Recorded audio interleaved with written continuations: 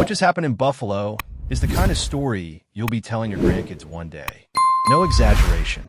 The Buffalo Bills just pulled off one of the wildest, most statistically improbable wins in NFL history. And it's only week 1. This wasn't just another game to kick off the season. It was a full-blown emotional roller coaster with a Hollywood-style finish that rewrote the record books. And leading the charge, number 17, Josh Allen, the reigning MVP, the heart and soul of this franchise. And man, did he deliver. Let's set the scene. The Bills were down by 15 points with under 4 minutes left. In the NFL, that's usually game over. Teams in that position were 0 for 277. 0. Not one team had ever come back from that deficit with that little time left on the clock. Until now, Buffalo flipped the script. Final score? 41-40. A score that had never happened before in the history of the league. A literal scoregami. And the craziest part? Allen didn't just throw his team back into it. He ran them back into it too. He became the first quarterback ever to throw for 250 yards and rush for 2 touchdowns in a single quarter. That's not just rare. That's unprecedented. That's generational. And let me tell you, it didn't feel real even as it was happening. Fans inside Highmark Stadium were living through something legendary without even realizing it until that final whistle blew. And yeah, Josh Allen was incredible, but he didn't do it alone. This was a team win, a culture win, the kind of victory that pulls a locker room together and tells every new guy, this is who we are. And that kind of message in week 1, that's powerful. That's the kind of belief you can ride all season long. Allen finished the game with 394 passing yards, 2 passing touchdowns, 2 rushing scores, and 0 turnovers. Over 400 total yards. You could see it in his eyes, the urgency, the calm, the command. There's just no panic in this guy. The game wasn't going perfectly. The offense sputtered in the middle quarters. But 17 kept swinging. He made magic when the plays broke down. He extended drives with his legs. He fired lasers into tight windows. When it came time to take the game over, he did it like it was just another Sunday. But it wasn't just Josh. Let's talk about Keon Coleman for a second. 8 catches, 112 yards, and a touchdown, and not just any touchdown. The man snagged a tipped pass out of midair, a play that had disaster written all over it, and turned it into 6 points. Then he makes another huge catch to set up the game-winning field goal. Coleman looked like a guy who's ready to be Allen's new go-to weapon. Big, physical clutch. That kind of presence on the outside opens up the entire offense. And clearly, Allen trusts him. And what about Ed Oliver? The defensive line didn't have their best night overall, but number 91 was everywhere. 6 tackles, 3 for loss, a sack, and a forced fumble. Huge moments. His sack backed up the Ravens into a tough 3rd down, and his fumble on Derrick Henry changed the momentum of the game. On a night where Baltimore gashed the defense for over 235 rushing yards, Oliver was the one guy in the trenches consistently disrupting plays. Then there's Matt Prater, 41 years old, off the street. The guy didn't even have a workout with the team before signing. Shows up Thursday, kicks on Sunday, and he drills all 3 field goals, including the game winner. Are you kidding me? This man hadn't played since tearing his meniscus last year, and then he walks into Highmark like it's nothing and drills 5 total kicks under the lights. And the game winner? The blocking was a mess. One of the edge protectors completely missed his assignment, and Prater still put it through. That's nerves of steel. It was the kind of night where everything had to go right, and somehow it did. Dalton Kincaid got things going early with a touchdown grab over the middle, a dart from Allen that set the tone. Later, he made a crucial catch along the sideline, beating All-Pro Marlon Humphrey. James Cook didn't have a flawless game, but he fought for every yard and ended with over 100 scrimmage yards and a touchdown. When it mattered, he showed up. Even some of the lesser-known names stepped up big. Rookie tight end Jackson Haw, in his first NFL target, bobbled the ball twice on a contested throw and still hauled it in for 29 yards. Set up a touchdown. That's a guy known more for his blocking than his hands, and he made one of the plays of the game. Joshua Palmer, new addition, first game with Buffalo. 5 catches, 61 yards, plus drew a massive pass interference that changed everything. And he wasn't just picking up garbage yards. His grabs were clutch, like the sideline win just before Allen hit Coleman to set up the game winner. Special teams made their mark too.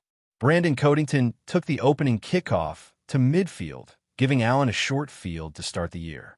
Later, he got blasted on a punt return. No flag, but he held on to the ball. That's a small moment that gets forgotten, but if he fumbles there, Baltimore gets the ball deep in Bills territory, and maybe the comeback never happens. That's the kind of hidden effort that wins games. But one of the most impressive things about this night wasn't even about individual players. It was about coaching. Sean McDermott deserves real credit for how he managed both halves. At the end of the first half, down multiple scores and with Baltimore threatening, McDermott burned all 3 of his timeouts to preserve clock. It worked. He gave Josh Allen just enough time to steal points before halftime. And what happened? Boom. 30 seconds, a few quick completions, and Prater nails a 43-yarder. Instead of going into the break down 2 scores with the Ravens getting the ball back, it's a one-possession game. Huge swing. And then there's the end of the game. Down by 2, failed 2-point conversion, 1 minute and 58 seconds on the clock. McDermott chooses to kick deep with 3 timeouts. Some fans hated that call in real time. One of the onside kick. But McDermott trusted his defense, and more importantly, trusted Josh Allen to make the most of one last chance. And he was right. Defense gets the stop, Allen gets the ball back, and the rest is history. This wasn't just a win. It was a statement, a psychological marker for the rest of the season, a message to the locker room, especially to the new faces. This is who we are. This is what's expected. When Josh Allen is your quarterback, anything is possible, but only if you bring your piece of the puzzle too. You do your job, and he'll do his. And if you need proof, just ask some of the new additions. Joey Bosa, after 10 years in the league, called it the happiest he's ever felt after a win. Josh Palmer talked about how Allen's calm demeanor in the huddle gave everyone belief. And rookies like Jackson Hodges stood in awe, saying they were still floating after the game.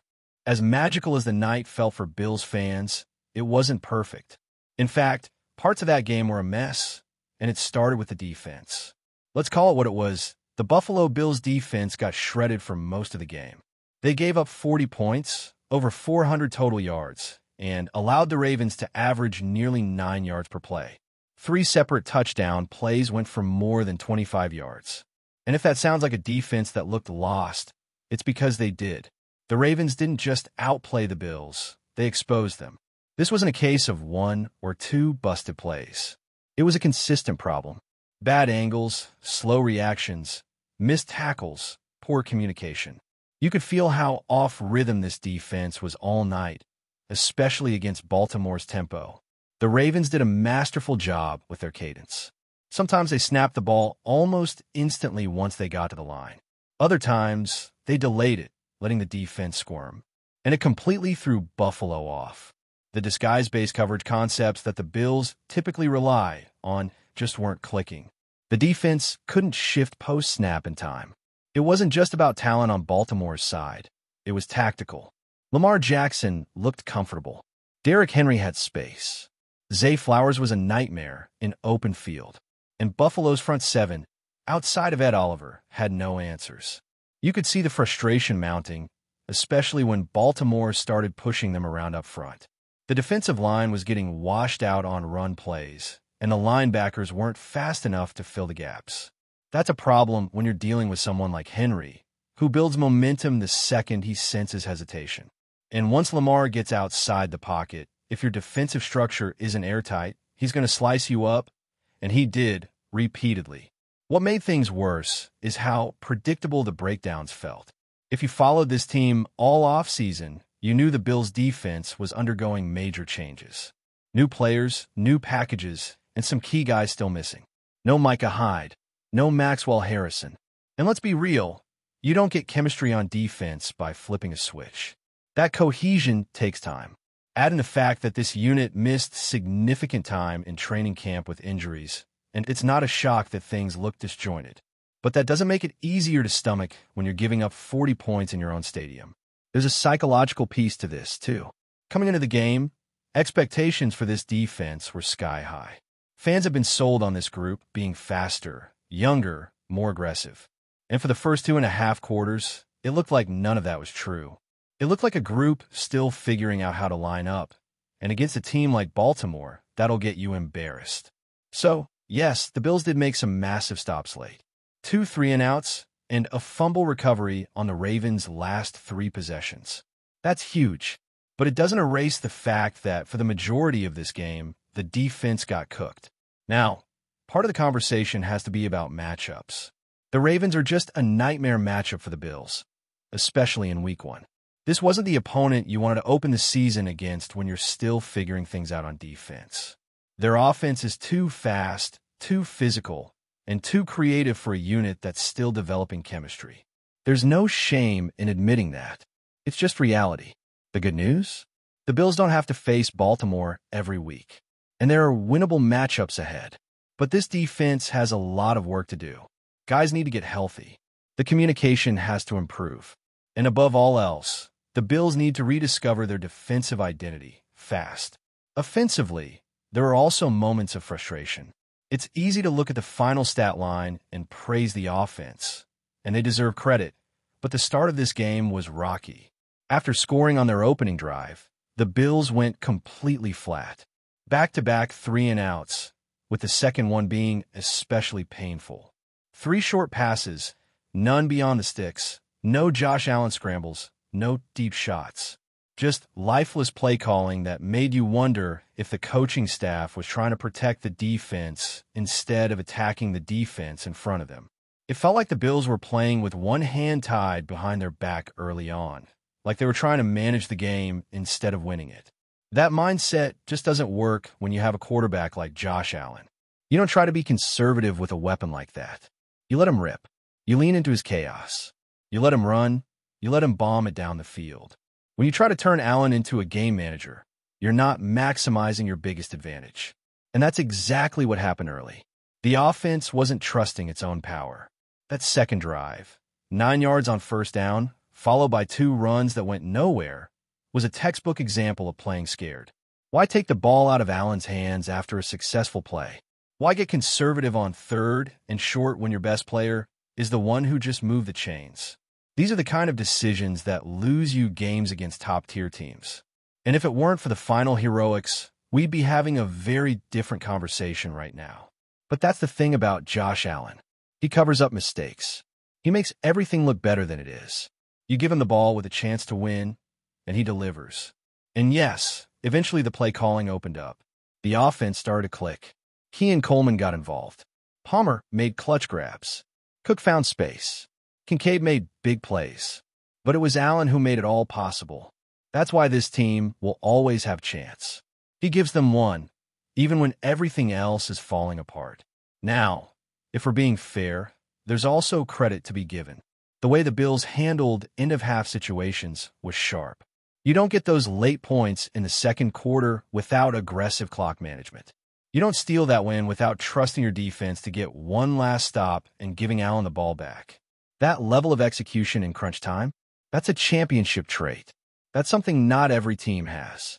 And the Bills show they do. And then there's the bigger picture, what this game means going forward. Because it's not just a win. It's a blueprint. It's a bonding moment for all the new faces in the locker room. It's the kind of game that says, this is what it means to be a Buffalo Bill. It's not just about talent. It's about resilience. It's about having a quarterback who refuses to lose and a locker room that rises with him. That stuff matters. It carries into practice, into meetings, into December when playoff races are tight. You can point to this game and say, we've been through worse. We came out the other side. For the rookies and new additions, this wasn't just their first game. It was their introduction to a mindset, a brotherhood. It's easy to talk about culture in training camp, but now they've lived it. They've seen what Allen will do for them, and they've seen what they'll need to do to match that standard. That's not just chemistry. That's buy-in. That's when a team becomes dangerous. Before we dive back in, make sure to hit that subscribe button and give this video a thumbs up. Your support helps us keep delivering the latest Buffalo Bills updates straight to your screen. And hey, don't hold back. Let us know your thoughts on today's news down in the comments. A storm of whispers is swirling around Orchard Park after what appears to be a stunning fallout between Buffalo Bills head coach Sean McDermott and an unnamed player. According to sources close to the team, McDermott allegedly made a blunt declaration behind closed doors: "He doesn't play for me anymore." Though no official announcement has been made, the remark has quickly ignited speculation about internal friction inside the Bills locker room. Fans and insiders alike are left wondering who the target of McDermott's frustration could be. Was it a star starter, a rising talent, or perhaps a veteran struggling to fit into the coach's demanding system? The lack of clarity only adds fuel to the rumor mill, with some suggesting the incident stemmed from a clash over discipline, others pointing to disputes about preparation and accountability. In a league where relationships between coaches and players often walk a fine line between respect and rebellion, McDermott's alleged words sound like the kind of breaking point that rarely stays hidden for long. The timing of the supposed rift could not be worse. With Buffalo looking to cement itself as a true contender in the AFC, any sense of division threatens to disrupt both rhythm and morale. McDermott, known for his defensive mind and no-nonsense leadership, has built his tenure on structure and trust. To hear whispers of a player being frozen out by the head coach sends shockwaves through a fan base already on edge after recent playoff frustrations. For now, no names have been confirmed, and the Bills' front office has declined comment. Yet the echo of those 6 words, "He doesn't play for me anymore," lingers in the corridors of Highmark Stadium. Whether this proves to be a momentary flare of emotion or the beginning of a seismic shift in the team's makeup, the rumor alone is enough to keep Buffalo buzzing. One thing is certain: if the rift is real, it won't stay in the shadows for long. That's a wrap for now. If you enjoyed the video and want to stay on top of all things Buffalo Bills, make sure to subscribe and hit that like button. We'd love to hear what you think in the comments. See you in the next update.